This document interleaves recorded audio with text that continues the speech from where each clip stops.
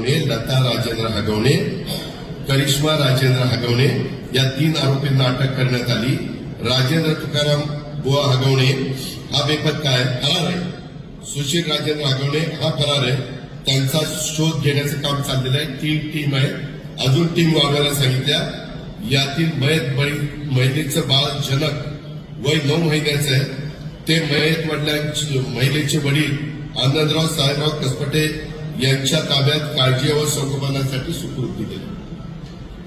म्हणजे जे काही कुणाच्याही बाबतीमध्ये घडल्यानंतर एक माणुसकी म्हणून, एक सहानुभूती म्हणून, एक जबाबदारी म्हणून, शासन म्हणून जे काही करायचंय ते सगळं काही केलेलं आहे हे आपण सगळ्यांनी लक्षामध्ये घ्या.